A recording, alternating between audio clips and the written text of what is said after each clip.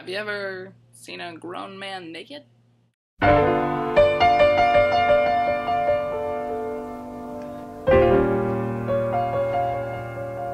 Today we're talking about 1980s Airplane. Airplane is one of those comedies that's really about nothing.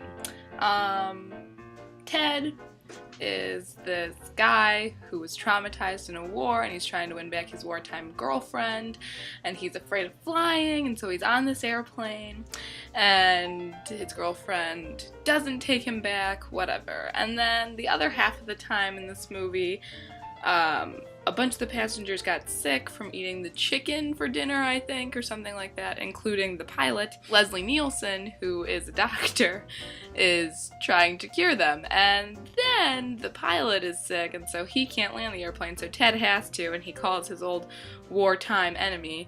Eventually they all survive. Airplane was one of the first, original comedies I saw when I was going through a transitional phase in my life. I was maybe 13 the first time I saw Airplane, and I just remember loving it. I would always see previews for it on my DVD for Ferris Bueller's Day Off, and I always thought to myself, I'd like to see this because, I knew Leslie Nielsen and he was hilarious and he just is such a Mac Daddy of comedy. And when I finally did, I was not displeased. I love comedies about nothing that are actually funny, not comedies about nothing that are made today. Like the Scary Movie movies, I don't think those are funny. Coincidentally enough, one of the directors directed 3 and 4, so sorry, Jerry or Dave. I feel like if people know, if you can quote it at them, then they are a legitimate human, as opposed to people that don't know Airplane, that just really shouldn't exist. That's a little extreme, but I'm not ashamed. Leslie Nielsen was always just someone that I admired as a comedian. My mom really loves him. She loves the Naked Gun movies, and then he was in the Mr. Magoo movie that came out when I was a kid, and yeah, he's just such a funny man. I see him as America's Mr. Bean. He is our Rowan Atkinson.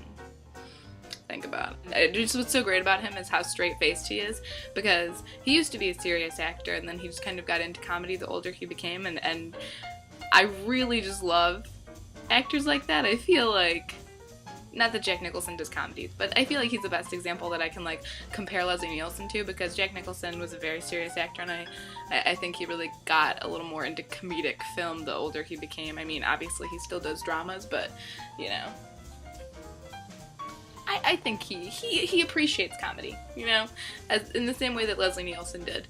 And it's just so great to see such a serious performer just deliver things in such a dry, almost English way. I think that's why I like him so much, because I just love English humor, and Leslie Nielsen definitely has that whole just deadpan delivery down pat. It's just so ridiculous. It's such a funny movie, the nuns, and then when they're everybody please get in your crash position, and everybody just runs around, and when the old lady's speaking jive to those people, and the fact that everybody Ted talks to goes to commit suicide or does commit suicide during the course of him telling a story, and I just resonate with that, because I feel like every time I tell people stories, they just want to hang themselves from where they're sitting. Blow up doll, and the "Don't call me Shirley" line. I mean, so much just classic comedy came out of this film. Bits of this whole movie are the Hare Krishnas. Because that is definitely something that is just such a sign of the time that this movie was made, because people don't really make Hare Krishna jokes anymore.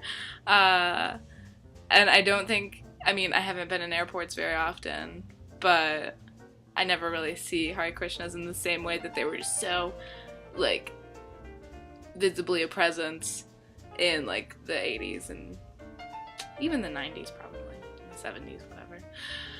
But yeah, so all the wartime scenes, Ted was just a dreamboat. It was just a great movie. I just freaking love Airplane. They had put a fart machine into my sleeping bag.